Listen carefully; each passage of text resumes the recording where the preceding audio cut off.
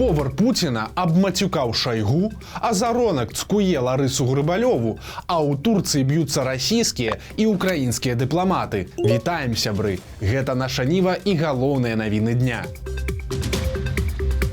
Пуцінскі повар Прыгожин шантажуе расійскіх военачальнікаў і нават самого Путіна. Шойгу! Герасимов! Где боеприпасы? Яўген Прыгожин, кіраўнік ПВК Вагнера, апублікаваў два відэаролікі. У першым ён паказвае целы забітых наймітаў і мацюкае Шойгу. А теперь слушайте меня, Это чьи-то, отцы! И чьи-то сыновья! И те, которые не дают нам боеприпасы, будут в аду! Жрать их потроха, У нас нехватка боеприпасов 70%! Шойгу! Герасимов! Где боеприпасы? Посмотрите на них, Мы закрылі выявы целаў па правілах Ютуба, але цікава, што ў арыгінальным відэа мацюкі ад пачатку былі запіканыя, але трупы паказаныя адкрыта. Вось такая цэнзура па-вагнераўскі. Амаль адразу з'явіўся і другі відэазварот Прыгожина. У ім ён звяртаецца і да Шойгу, і да вярхоўнага галоўнакамандуючага. То бок, непасрэдна Пуціна. Прыгожин скардзіцца, маўляў, вагнераўцам наўмысна не даюць боеприпасы. Таму ён пагражае вывесці сваіх наймітаў з Бахмута. Я сообщаю официально министру обороны НГШ, верховному главнокомандующему, нести без боеприпасов потери в Бахмуте, бесполезные и неоправданные, мои парни не будут. Поэтому с 10 мая 23 года мы выходим из населенного пункта Бахмут. У Крамлі рэакцыі пакуль не было. Хаця прэс-сакратар Пуціна Пяскоў паведаміў, прыгожинскія відэазвароты бачылі, але каментаваць іх не будуць. У Турцыі б'юцца расійскія і украінскія дыпламаты. Анкара прымае саміт парламенцкай асамблеі чорнаморскага эканамічнага супрацоўніцтва. Ужо ў першы дзень адбылося аж два канфлікты паміж украінцамі і расіянамі. Дайшло і да рукапрыкладства. У першым выпадку дэпутатка расійскай дзярждумы Тимофеева начапіла георгіўскую стужку. У адказ прадстаўнікі украінскай дэлегацыі разгарнулі сцягі за яе спіной. Расійскія парламентары паспрабавалі перашкодзіць украінскім. Пасля гэтага Тимофеева запісвала відэакаментар у фае, і украінскі дэпутат Марыкоўскі разгарнуў за яе спіной украінскі сцяг. Яго паспрабаваў адабраць нехта з расійскай дэлегацыі. Разнімаць дыпламатаў давялося ахоўнікам саміта. Лукашенка сёння уручаў узнагароды, у тым ліку і прадстаўнікам сілавых структур. Ён зноў выказаў ім падзяку за рэпрэсіі, але увагу на сябе звярнуў надзвычайна сіплы голас Лукашэнкі. Спасибо вам, ребята, за отличную службу. То, что вы делаете, ежедневная победа над нашим врагом. Беспринципным и безжалостным. Но мы сильнее, потому что за нами правда. Тут, дарэчы, удакладнім. Толькі за красавік 43 чалавекі ў Беларусі адсудзілі за палітыку.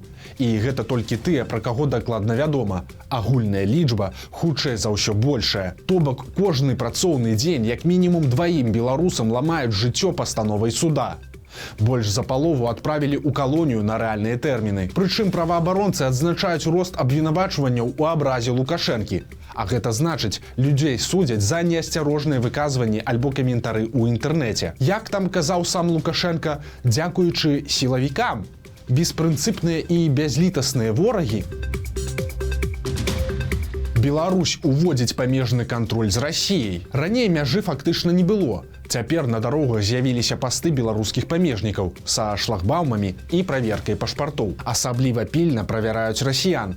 Праз гэта на межах ужо выраслі кіламетровыя чэргі. Дзяржпагранкамітэт заяўляе, што такія меры часовыя, піша «Зеркало». Маўляў, будуць да асаблівага распараджэння. Але адзначым, што памежныя пункты з'явіліся адразу пасля нарады Лукашэнкі з сілавікамі, якая прайшла 2 мая. Выглядае, што ўлады асцерагаюцца, што Расія ўжо не кантралюе сваіх граніц з Украінай, пра што сведчыць свабодны ўваход дыверсійных груп у расійскія вёскі, а таксама падрывы чыгункі. Мінск хоча перастрахавацца, каб праз некантраляваную мяжу з Расіяй зброі і дыверсанты не траплялі ў нашу краіну. Лагічны крок у такім разе – увесці ўласны фільтр на граніцы. А лукашэнкаўскія медыа-апрычнікі накінуліся на Ларысу Грыбалёву, вядомую спявачку і тэлевядучую. Міністэрства інфармацыі вынесла папярэджанне заснавальніку канала Европа плюс ТВ.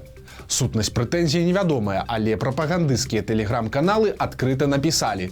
Прычына ў тым, што на канале дзіцячую перадачу вядзе Ларыса Грыбалёва. Маўляў, як так можна? Грыбалёва, нагадаем, у 20-м годзе выказвалася супраць гвалту сілавікоў, за што ў выніку трапіла ў негалосны чорны спіс дзеячоў культуры. Цяпер, хутчэй за ўсё, лукашэнкаўцы працягнуць спробы сапсаваць ёй жыццё. Праўладныя блогеры адкрыта абражаць Грыбалёву і патрабуюць звольніць з канала і яе, и продюсерку телепередачи.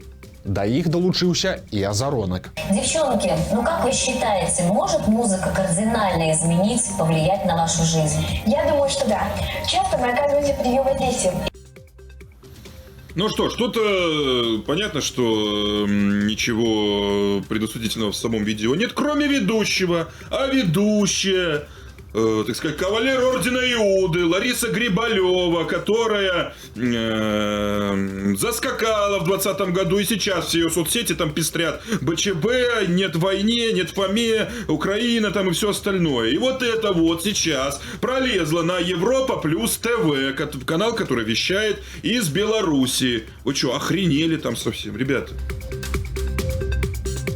У Расіі трапіла ў скандал блогерка з Баранавічаў. Аляўціна Фалькоўскі сфатаграфавалася на магіле Гаршка. Вакаліста гурта «Кароль і Шут» вось у такім выглядзе. Удава спевака абурылася і звярнулася ў паліцыю, а фанаты збіраюць подпісы пад петыцыяй, каб на блогерку завялі крыміналку. Яны лічаць, што фотаздымак у ружовых трусах – гэта здзек над месцамі пахавання памерлых. Пакаранне за такое штраф, да года выпраўленчых прац альбо да 3 месяцаў арышту. Прапагандысты з БТ знялі новы сюжэт. Цяпер яны накінуліся на Святлану Алексеевіч, лаўрэатку Нобеля па літаратуры, і Алеся Бяляцкага. Ён атрымаў Нобелеўскую прэмію міра. БТшнікі запэўніваюць, што і прэмія кан'юнктурная, і Алексеевіч кепская пісьменніца. Агулам усё чакана. Але звяртаюць на сябе ўвагу таямнічыя фігуры, падпісаныя як праваабаронцы з цэнтра «Вясна». Маўляў, што рабіць, калі ніхто з сапраўдных вясноўцаў не хоча ўзводзіць паклёп на сваіх калег, а паклёп тэрмінова патрэбны. Можна проста выдумаць спікераў. Ну і стаўленне беларускай дзяржавы да літаратуры ў цэлым і Нобелеўскай прэміі ў прыватнасці характарызуе яшчэ адна навіна. Святлану Алексеевіч і яе Нобеля лукашэнкаўцы спачатку ігнаравалі, а цяпер вось паліваюць брудам. Галоўны пісьменнік для іх былы генерал міліцыі і верны лукашэнкавец Мікалай Чаргінец, які хваліцца не якасцю сваіх кніг, а іх колькасцю. Маўляў, напісаў столькі, што слупок атрымаўся вышэйшы за аўтара. Летась на 85-годзе гэтага літаратара мінскай школе нумар 76 далі яго імя. А днямі там жа адкрылі яшчэ і яго музей. Атрымалася, што на адкрыццё музея Мікалая Чаргінца у школу імя Мікалая Чаргінца прыязджаў нават сам Мікалай Чаргінец. Вось гэта сапраўднае прызнанне, а не нейкая там Нобелеўская прэмія. На якіх машынах ездзяць дробныя беларускія чыноўнікі? На новых. Закупкі аўто для рэгіянальных начальнікаў прааналізаваў партал «Зеркала». Аказалася, што, нягледзячы на ўсе заклікі Лукашэнкі пра эканомію, чыноўнікі спакойна трацяць каля 50 000 бюджэтных рублёў на новенькія джылі. Такія абвесткі публікуюць выканкамы Дубровінскага, Пастаўскага, Шумілінскага і іншых раёнаў.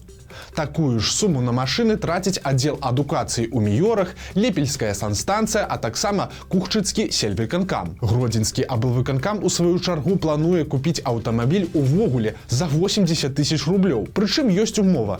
Машына абавязкова мусіць быць 23-го года выпуску. Чаму? Ну а чаму не?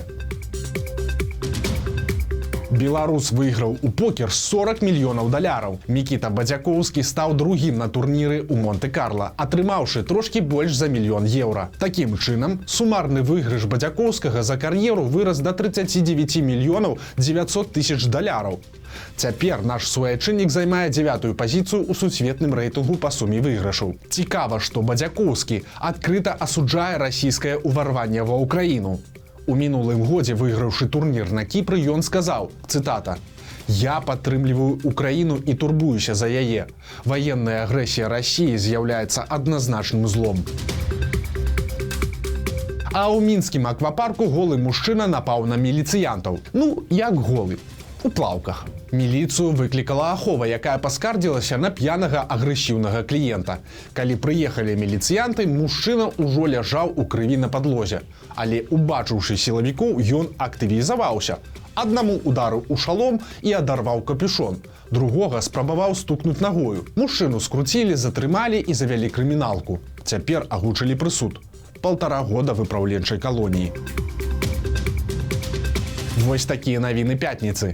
Подписывайтеся, ставьте лайки альбо дизлайки и выказывайте свои заўвагі ў каментарах. И, конечно, читайте нашу Ниву, глядите нашу Ниву и любите Беларусь. Сустрэнемся пасля доўгіх выходных. Наступны выпуск навінаў выйдзе ў сераду 10 мая. Добрага адпачынку!